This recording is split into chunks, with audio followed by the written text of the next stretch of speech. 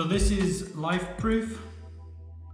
It's a vinyl product, and I've selected the waterproof rigid core sterling oak. It's just a click down product, so very simple for your average person to install. So I will show you the tools that you need to do the job, and we'll go from there. I'll talk to you in a wee bit. So these are the tools you'll be needing to install the Lifeproof floor. We start with a tape measure, a utility knife, aka razor knife, slide square. You don't really need a slide square, however they do come in handy. I've just got a regular square as well. I like this nylon hammer here. You used to be able to buy them at Home Depot, but I'm sure you could buy them online somewhere. Nylon, they're kind of light, they don't put too much pressure on you. And a small pry bar, could be anything. You could use a screwdriver, a little wedge of wood, and a jigsaw. The jigsaw will be needed to go around the various different entryways in this small room. As you can see, I've laid the subfloor.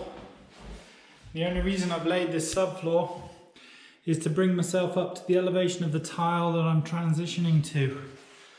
So, subfloor down. I'm going to start laying out my pieces to get my ultimate floor layout. So I'm going to start laying out the pieces along here. And then what I'm going to do is wherever I have cuts or joins, typically cuts because joins are set by the length of wood. These are predetermined lengths of 4 feet, thereabouts. I'll snap lines across the room where my cuts are, so I can just follow that line and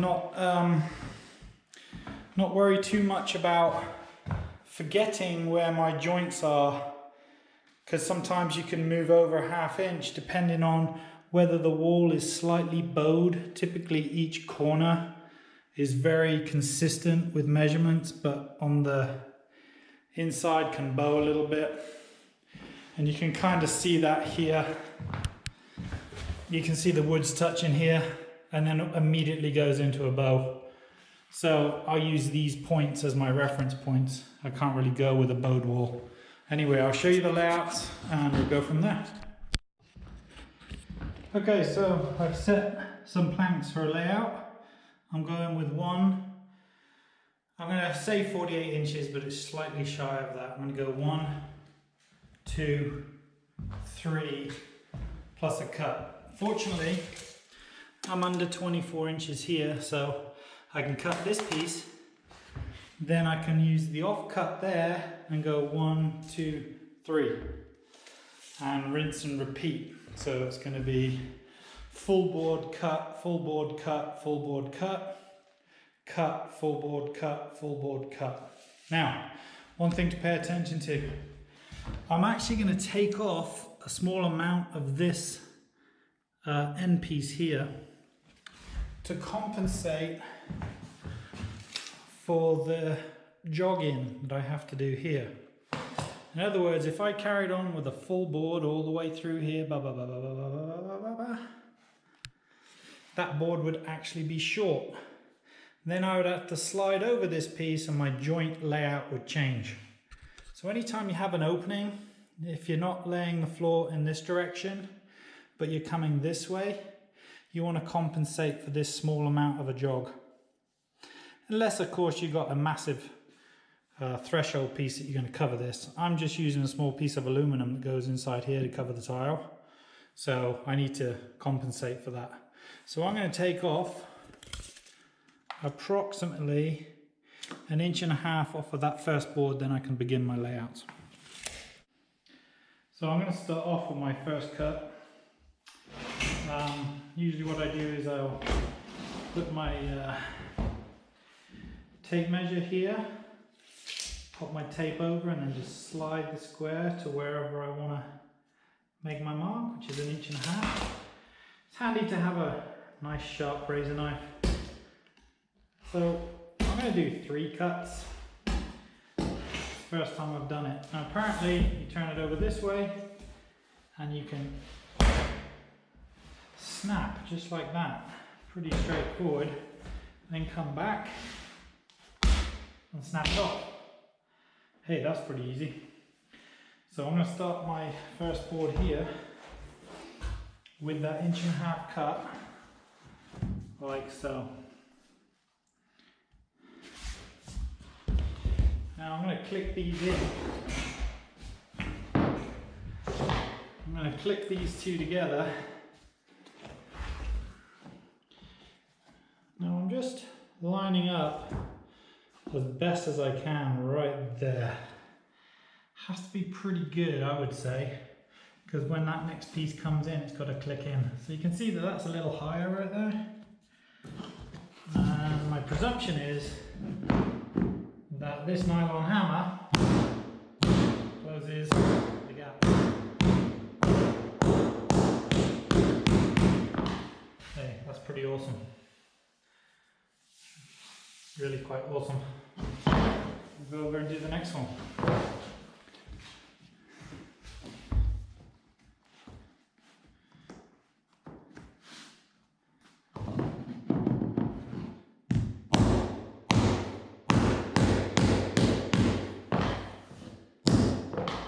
Pretty straightforward, I have to say. Can't really go wrong with that. So, just going to come over here.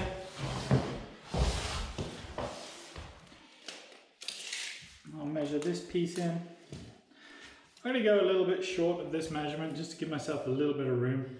I got a 1/2 inch baseboard going on around the base, so I don't need to crowd myself too much, and I got plenty in the board to be able to have enough of a cut. So this cut is 23.5 inches.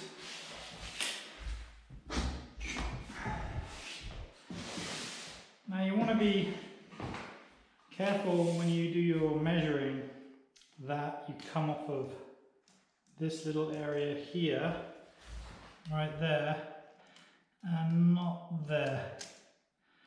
This is the underside, that's actual face measurement.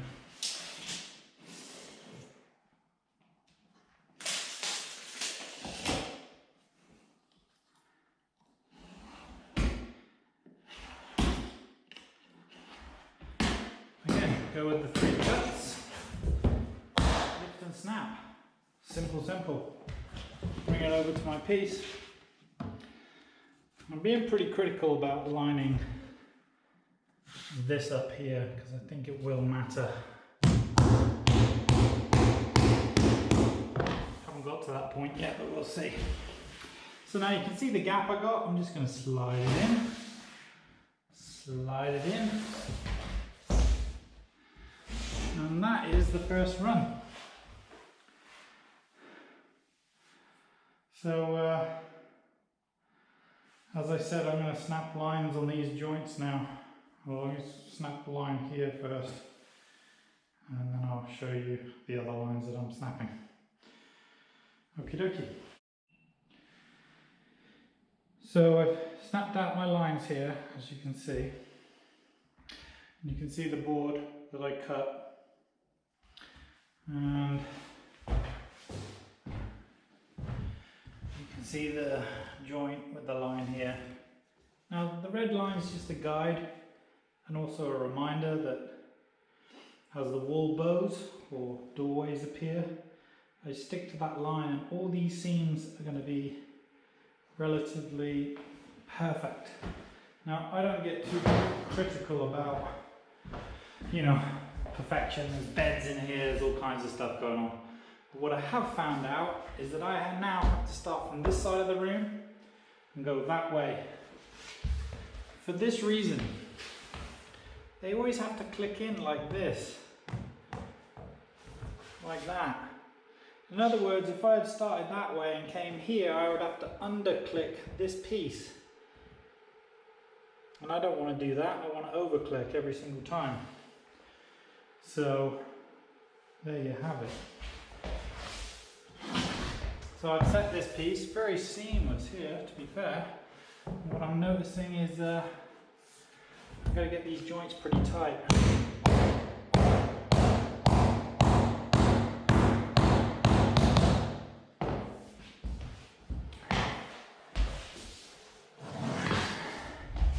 Now you can see this gap right here.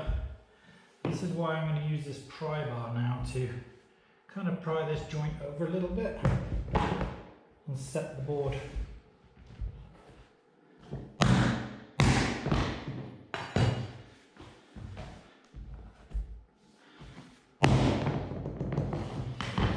going to try a little tap for this, see if it helps. Yeah, it's pretty good. And as I get this second row in, it'll self-tighten itself. You know, when I got one row, it's going to flex a little bit. 2 rows, 3 rows, it'll become very solid. And hopefully it'll work out pretty decent. See how this piece goes in.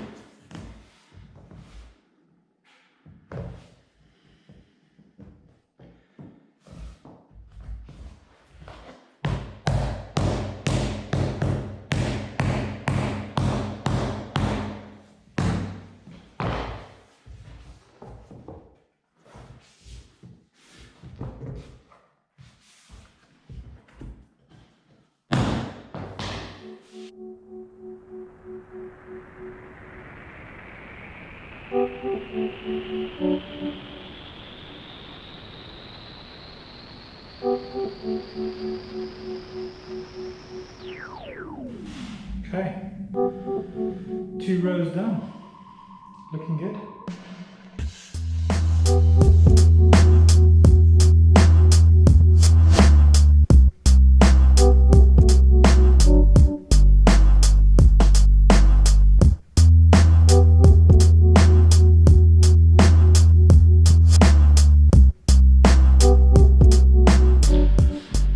So as you can see, I've laid, I would say,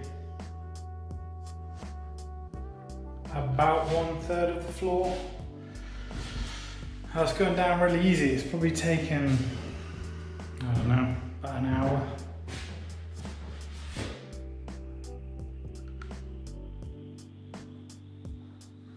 And as you can see, joints lining up with the red line. Can't see this joint, but it's here, lined up with the red line. And that's pretty much it. It's just cut till I get to the doorways. Might be a little bit more tricky, but 2 cuts and then lay 3 straight boards is not a bad thing. Highly recommend this floor. It's kind of a cool product. It's got this rubbery material right here, and interlocking joints, and super durable. I wouldn't say it's scratch proof though, because I have put a few scratches in it accidentally with the dragging of a razor knife or what have you. All right, we're going to continue. You can get much higher ground than you.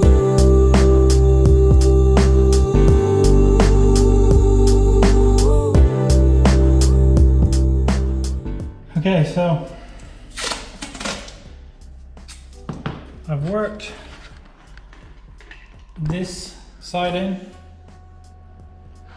Now I was going to show you how to mark out and cut for this side. Somewhat tricky, but I'll get it. So I first start off with this dimension, because when I measure back from here, that slides into this space. So I've got a total of 2 7/8. So what I like to do is I like to stick tape, you know, somewhere around the area of that, so I don't get pencil marks over everything, because that can be kind of annoying sometimes. So then I'll just backtrack the tape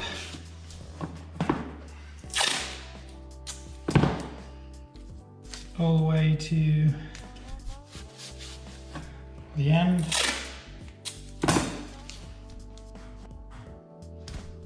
like that. So then I know I'm about here in this line here, right?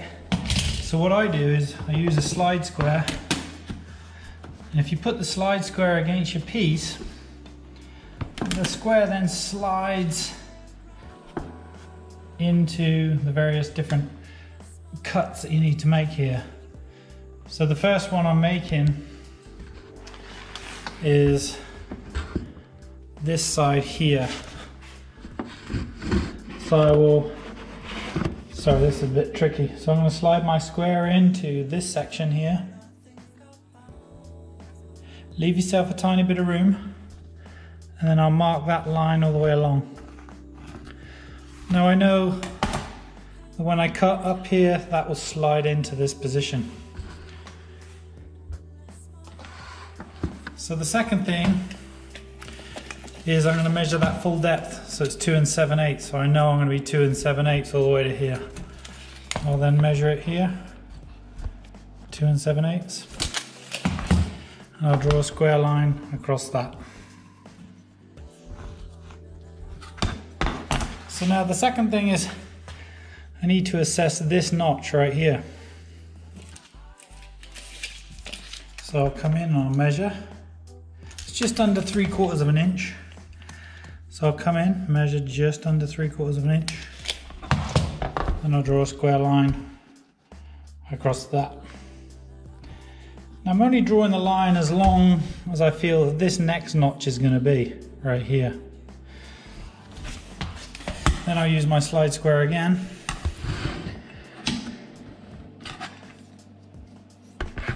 This time sliding into that space right there, if you can see it. And then I will draw a line up from there. So now I have this notch to this point here. Now I need this line here, so I'll use the square again. All I'm doing is transferring all the various different lines, then I fill in the dimensions.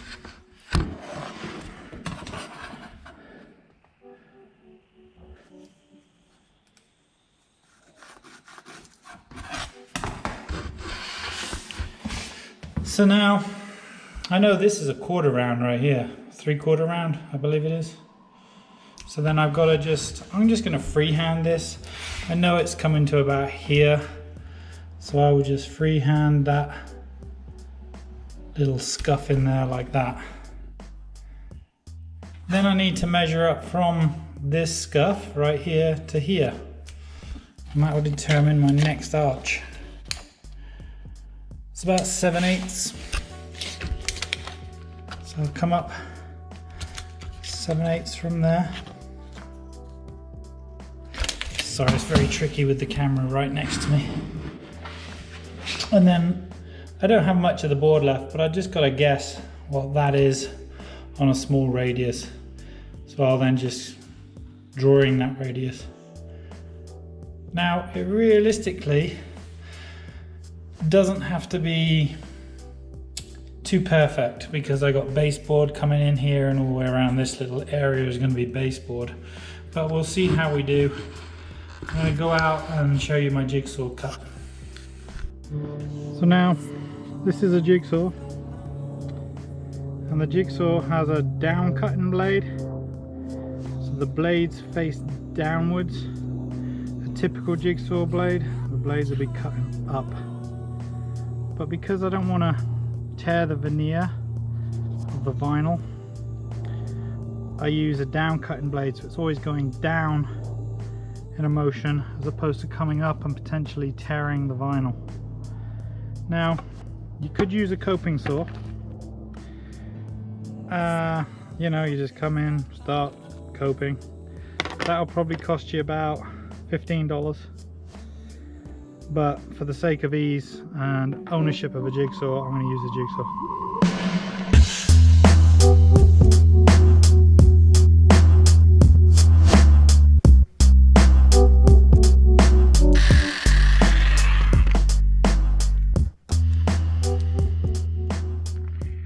Alright, so I'm going to pull the tape off, take it back into the room and see how well I did. So here we are about to slide it in. Alright, so you can already see a couple problems right here. This one's not deep enough in the measurement.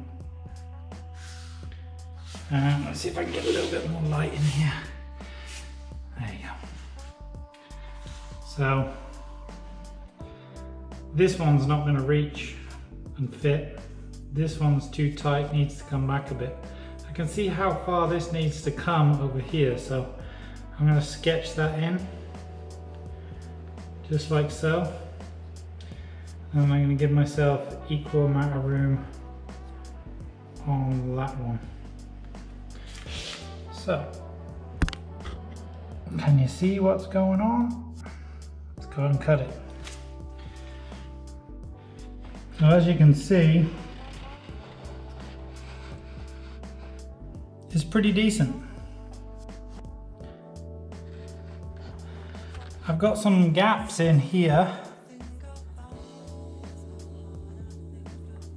but this is all getting covered up with baseboard, so I don't worry about it too much. So here we go. As you can see, I've set the baseboard after our last clip, which was this cut right here. I didn't want to waste the video by showing you me running the floor through the closet, or this last piece down through here, because you pretty much got the gist of what was going on. This was a very simple cut. The one here was probably the hardest one, which I showed you how to do. The rest was just stacking the floor through.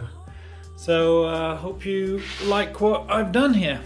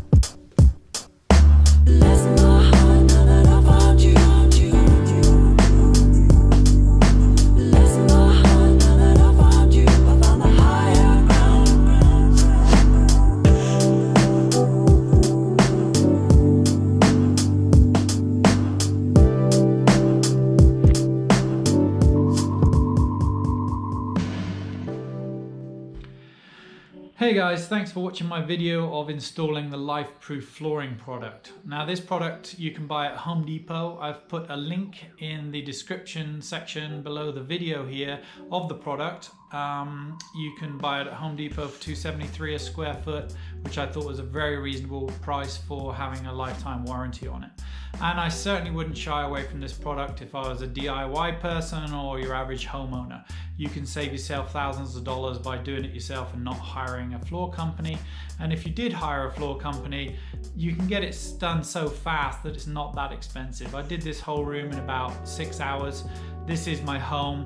It wasn't for a client, so I wasn't cracking the whip on myself. I could have probably done it in about 4.5, 5 hours by myself, so I didn't need help to do it either. So I've dropped that link in the description bar down below. Please check that out. I've also dropped a link for the nylon hammer, which turns out to be a plastic hammer, which turns out you can't buy at Home Depot anymore.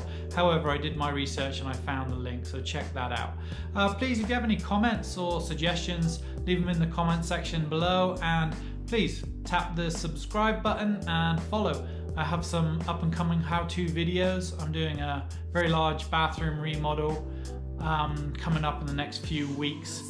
The production of the video probably won't be for another month, but stay tuned because I do post other videos along the way. So please subscribe and follow, and thank you so much. Bye bye. You can get much higher ground.